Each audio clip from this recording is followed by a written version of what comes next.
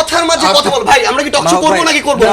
ওনার সময় একটা কথা বলেছি, আপনি কেন বলবেন আমার স্পিচ? আপনি 15 আগস্ট নিয়ে বলেন, দিস ইজ সো ননসেন্স। উনি আমার আগে 3 থেকে 4 মিনিট বলেছে, আমি একটা শব্দ বলি না, শুধু নোট করেছি। এগুলো হচ্ছে বেসিক ম্যানার। না না, এরকম করে কথা বলার কোনো মানে নাই ভাই। জুলাই সনদের কি ভূমিকা বলবো? যখন এরশাদের আমলে এরশাদের স্বৈরাচারের শাসন ব্যবস্থার পতন হয়, অন্যান্য সকল রাজনৈতিক দল একসাথে মিলে যখন আন্দোলন করে এটা পতন করায়, তখন তো তত্ত্বাবধায়ক সরকারের অধীনে বাংলাদেশে নির্বাচন হয়েছিল। তাহলে তখন কি সংবিধানে কোনো তত্ত্বাবধায়ক সরকার ছিল? ছিল না। নির্বাচন হওয়ার পরে যখন সবার মনে হয়েছে যে এই তত্ত্বাবধায়ক সরকারটা দরকার বাংলাদেশের সুষ্ঠু নির্বাচনের জন্য, তখন তত্ত্বাবধায়ক সরকারকে নির্বাচনের পরে সংবিধানে অন্তর্ভুক্ত করা হয়েছে। তারা তাদের ইতিহাসগুলোই ভুলে যাচ্ছেন, যে ইতিহাসের সামনের ফেসটা ছিল বেগম খালেদা জিয়া। এরপরে আপাতার জায়গা থেকে বললেন যে জুলাই সনদে সবার আগে স্বাক্ষর করার কথা ছিল এনসিপির, বিএনপির সেখানে স্বাক্ষর করেছে, এনসিপি করে না। এনসিপি কয়েকদিন আগে করেছে। এনসিপি নাম খাওয়াস্তে মানুষকে সান্ত্বনা দেওয়ার জন্য জুলাই সনদ চায় নাই, স্বাক্ষর করতে চায় নাই।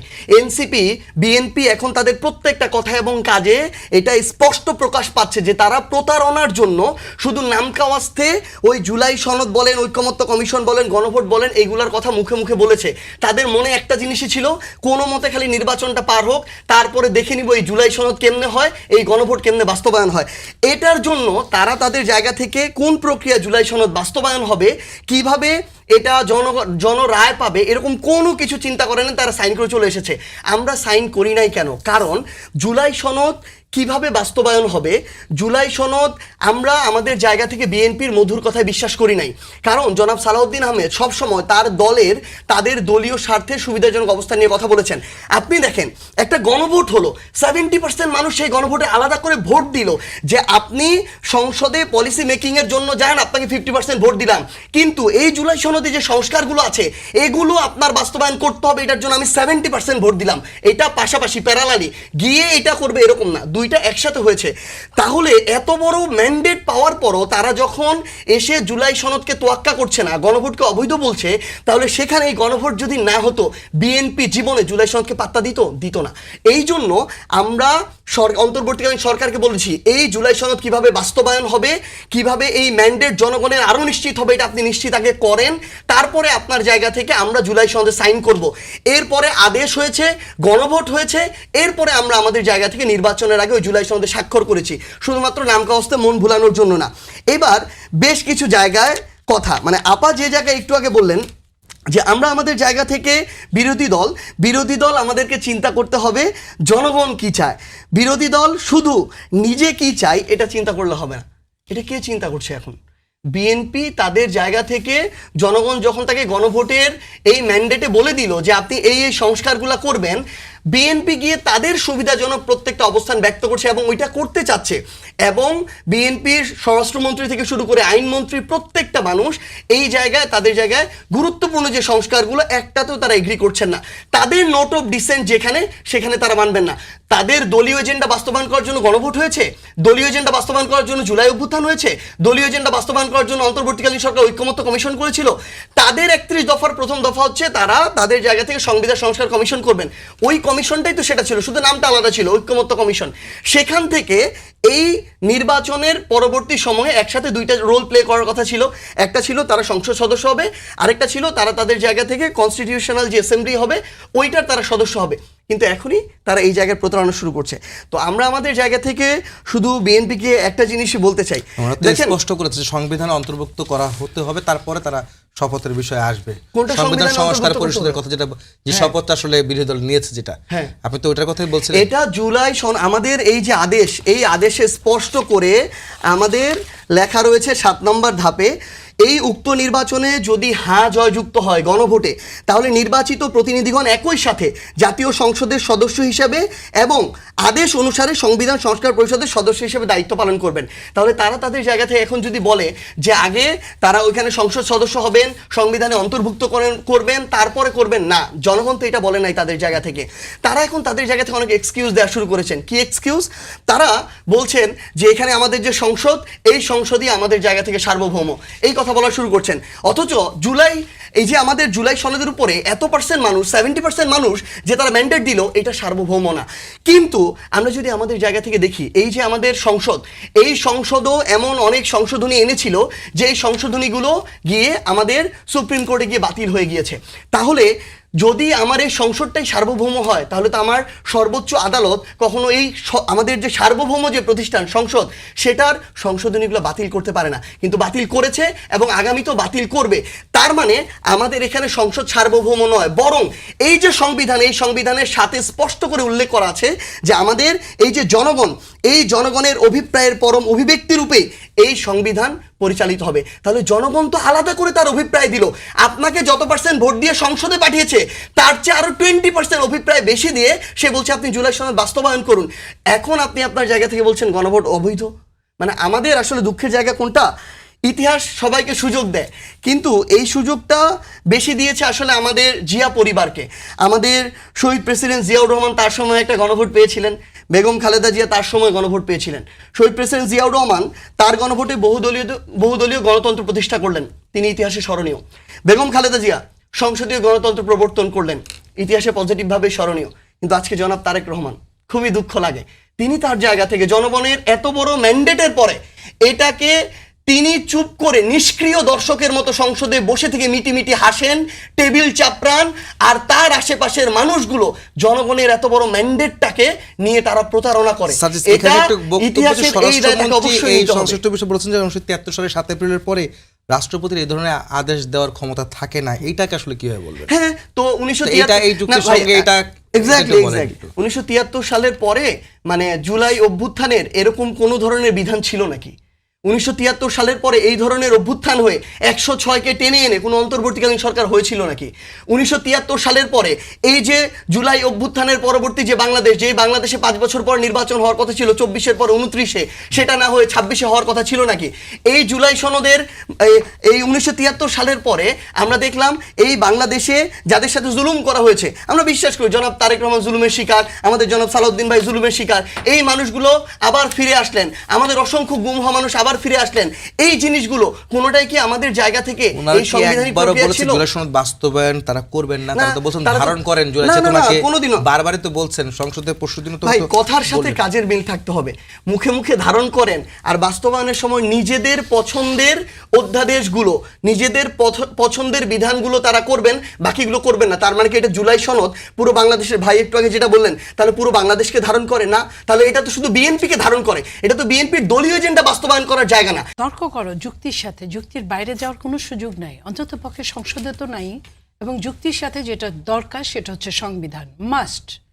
এর বাইরে যাওয়ার আপনার, আমার, সার্জিস বা আরো কেউ, সার্জিসের বাপদাদা, আমার বাপদাদা, কারো কোনো সুযোগ নাই। ঠিক আছে, জনগণেরও নাই।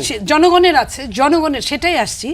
এরশাদের পরে সার্জিস যে কথাটা বলছেন তত্ত্বাবধায়ক নিয়ে, যে একটা তখন তো আইন ছিল না, আমিও বলি তখন আইন ছিল না, কিন্তু আপনি জানেন সবগুলো দল একসাথে বসে ডক্ট্রিন অফ নেসেসিটি এটা দিয়ে কিন্তু ওই মুহূর্তে রাষ্ট্র কিভাবে ইলেকশনটা করবে সেটা নিয়ে বসছে।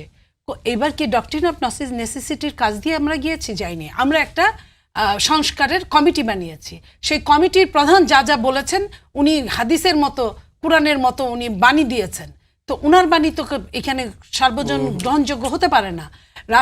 রাষ্ট্রীয় প্রধান, ইন্টারিম গভর্নমেন্ট প্রধান, উনি এক ধরনের আপনার কি বলে নোট অফ ডিসেন্টের উপর সিগনেচার করালো বিএনপিকে, আর নোট অফ ডিসেন্ট ছাড়া উনি বক্তব্য পেশ করলো, জোর করে বেঁধে দিল, হাত পা বেঁধে সাগরে ছেড়ে দিল, তুমি সাঁতরাও। এটা তো সম্ভব না। গত 18 মাসের অন্তর্বর্তীকালীন সরকারের সময় আমাদের মনে হয়েছে কি, বিচারও মানি না, তাল গাছও মানি না, আমি যেটা বলবো এটাই তাল গাছ, অর্থাৎ এটাকে বলে মব সন্ত্রাস।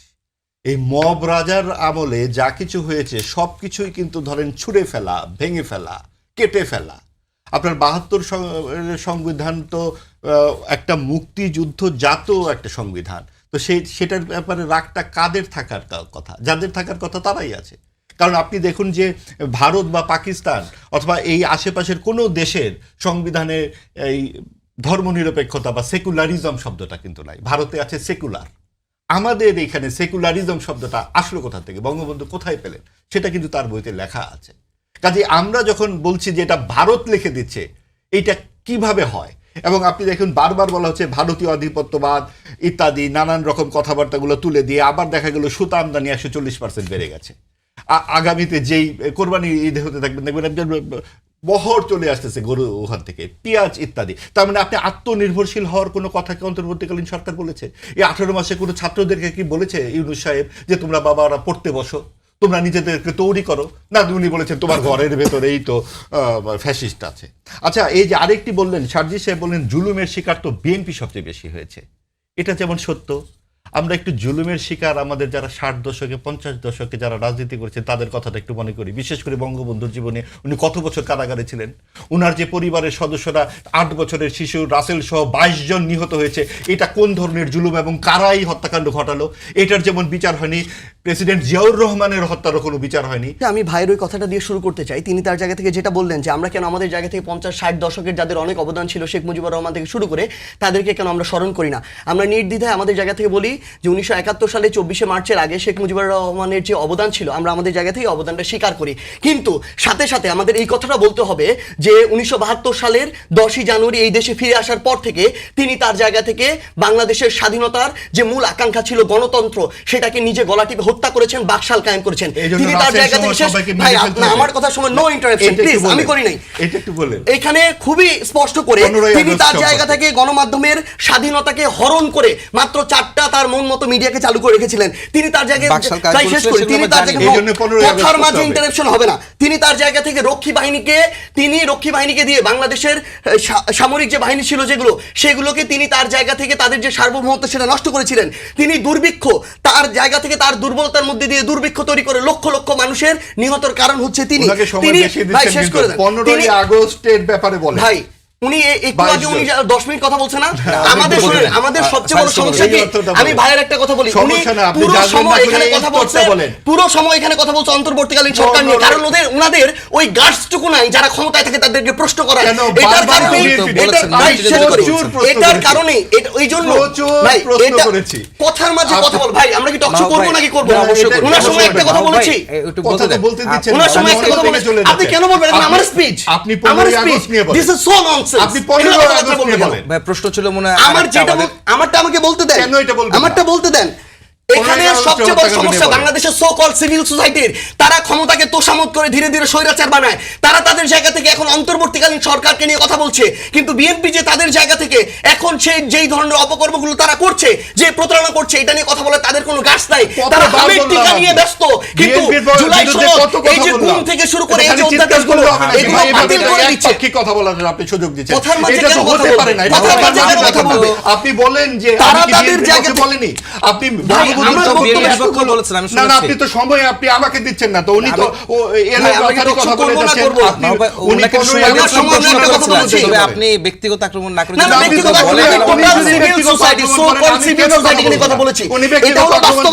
শোনেন, আমি আপনাকে সংবিধানের উপরে কিছু নাই। এখন তারা এটা কেন বলতেছে জানেন? কারণ 15ই আগস্টের হত্যাকে সমর্থন করেন।